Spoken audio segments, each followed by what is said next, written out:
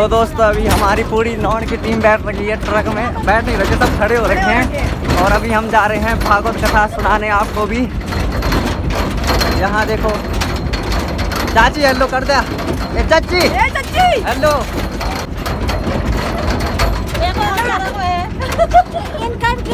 और नई ब्योली भी आ रखी है आज।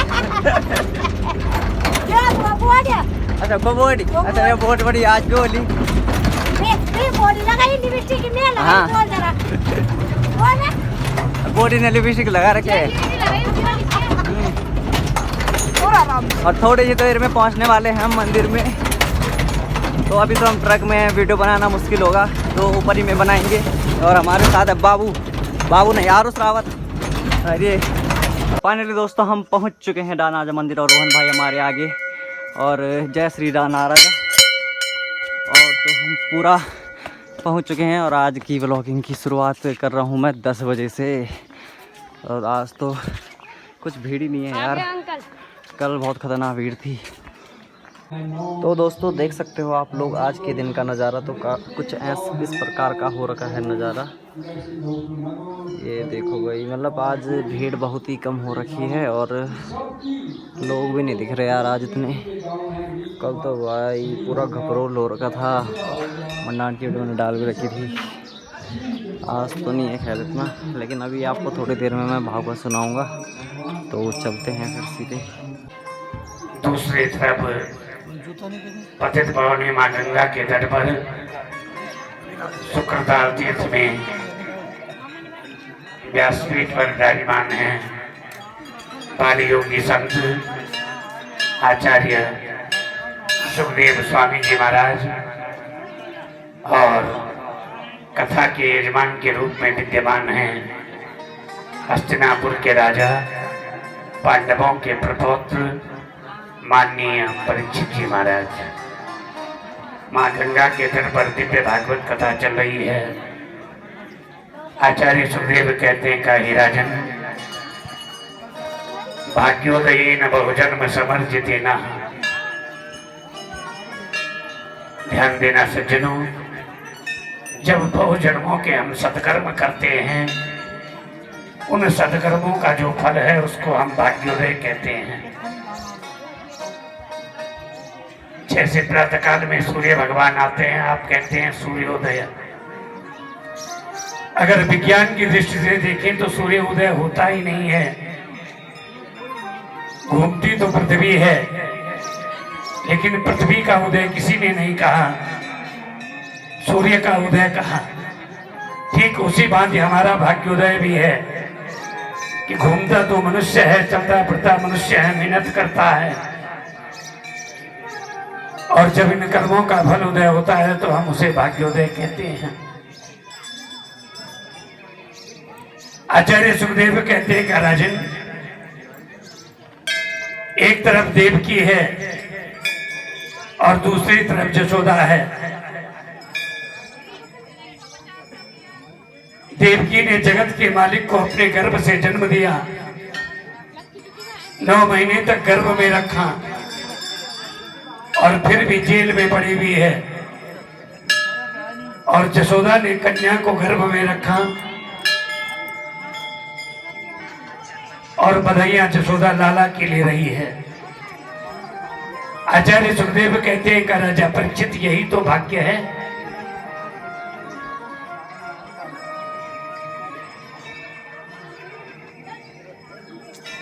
और जो भाग्य है मेरे भाई बहन वो हम कर्मों से बनाते हैं। हमारे कर्म ही भाग्य के रूप में फलित होते हैं।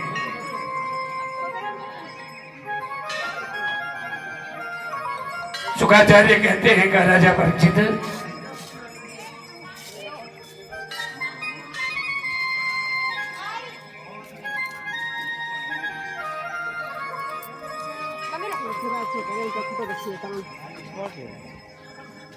देवकी के गर्भ से जब भगवान ने जन्म लिया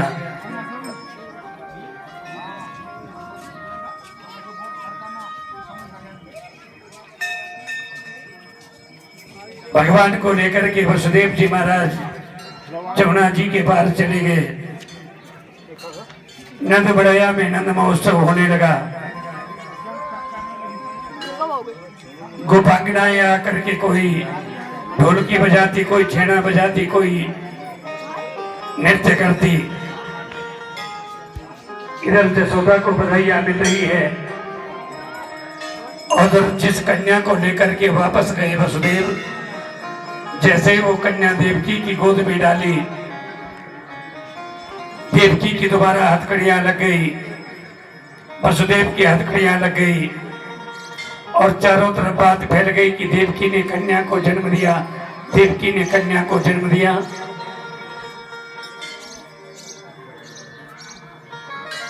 कंस आया और कंस ने आकर के जैसे ही उस कन्या को नीचे पटकना चाहा,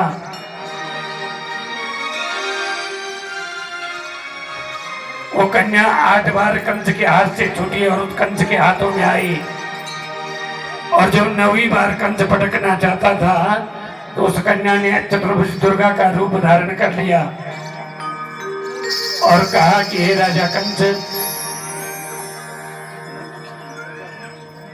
तू भला मुझे क्या मारे, तुझे मारने वाला तो ब्रजमंडल में पैदा हो गया है।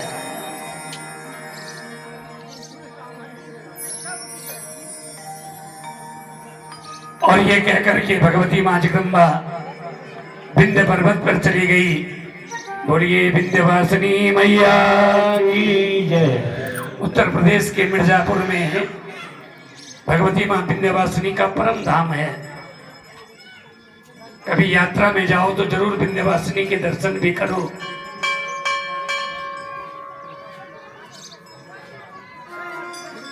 कंस बेचारा चिंता में पड़ गया।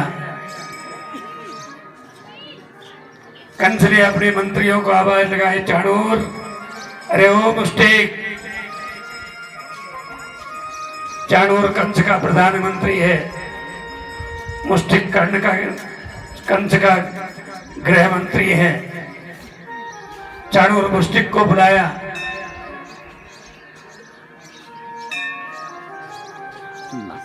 और कंस ने कहा, चाणूर मुष्टिक, जिस दिन से उस कन्या ने चतुर्भुज दुर्गा का रूप धारण करके आकाशवाणी की कि मेरा मारने वाला ब्रजमंडल में पैदा हो गया है, उस दिन से न मुझे दिन में चैन आता न रात को नींद आती।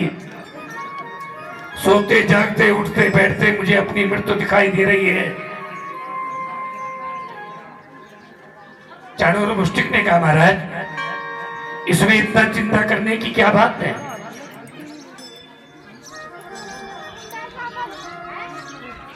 हम आज की रात सैनिकों को भेज करके ब्रजमंडल के प्रत्येक गांव में 5 दिन के अंदर जितने भी बच्चों ने जन्म लिया होगा सबको मार देंगे। उन्हीं में से कोई एक आपका शत्रु भी होगा। कंस बोला, अरे मूर्खो, अगर प्रजा को पता चलेगा कि ये काम कंस करवा रहा है बच्चों को मरवाने का, तो सारी प्रजा मेरे खिलाफ हो जाएगी। फिर मुझे राजा बोलेगा कौन।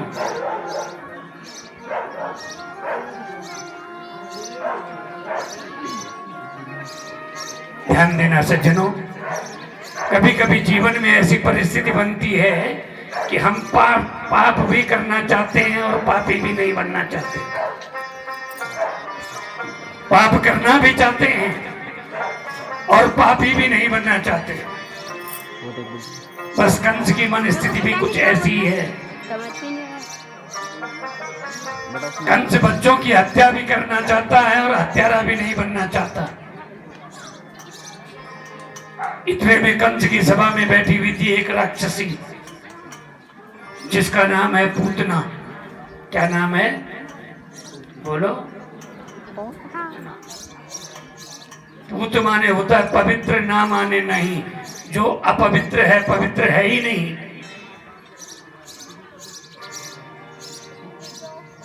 पूतना अपने स्थान पर खड़ी उठी और राजा कंस से बोले कि राजन, अगर ये बच्चों को मारने वाला काम आप मुझे दे दो तो। कंस ने कहा, तू कैसे मारेगी।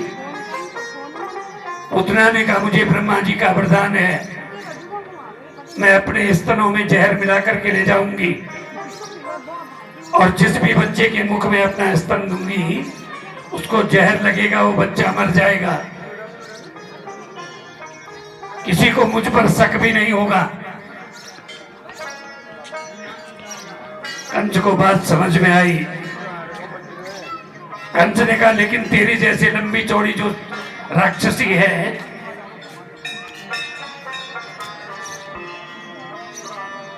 तेरे लंबे लंबे ये जो दांत हैं, तेरे हाथों में कोई अपना बच्चा देगा क्यों? पुतना बोली महाराज मैं ऐसे थोड़ी जाऊंगी, थोड़ा बहुत प्लास्टर लगा करके तो जाऊंगी चेहरे पर।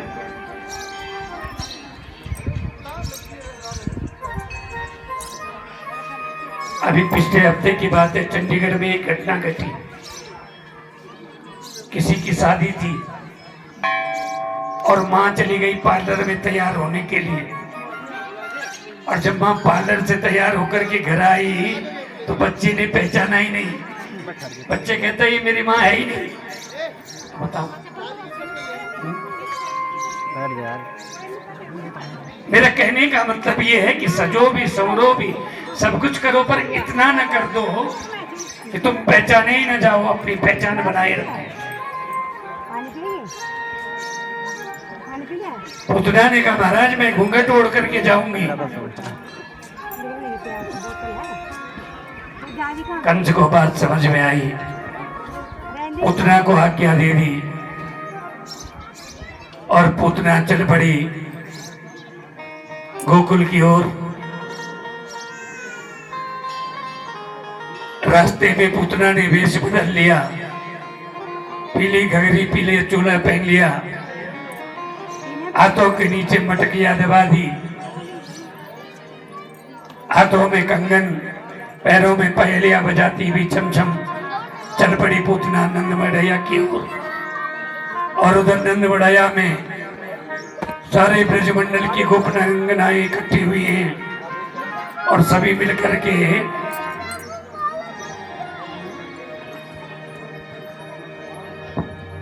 नंदोत्सव मना रही हैं।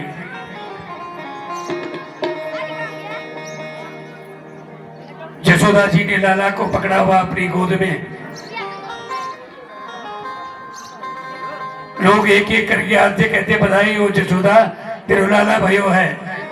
और मां यशोदा कहती मेरो नहीं तुम्हारो है।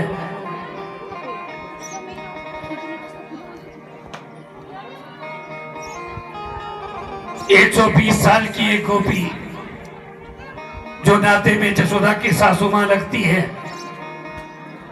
वो भी बधाई देने आ गई बहू रानी को। 120 साल की गोपी बोली बधाई हो बहुरिया, तो को लाला भयो है। मां यशोदा ने जब देखा तो जो 120 साल की सासू मां है, आंखें तो देखती नहीं, जो आंखों में लगाना था वो लगा दिया होठों में, और जो होठों में लगाना था वो लगा दिया आंखों में। मां यशोदा बोली सासू मां ये क्या? होठों वाला आंखों में, आंखों वाला होठों में क्यों लगाया? सासू मां बोली यही नहीं बोल रहा।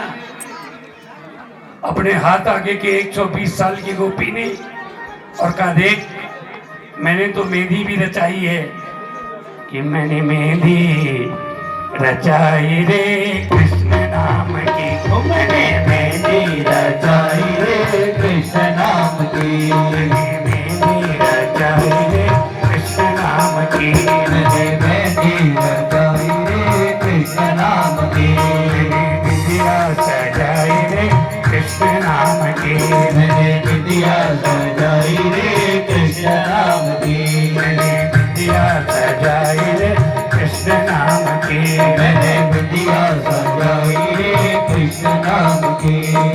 दोनों हाथ उठाओ ना ऐसे।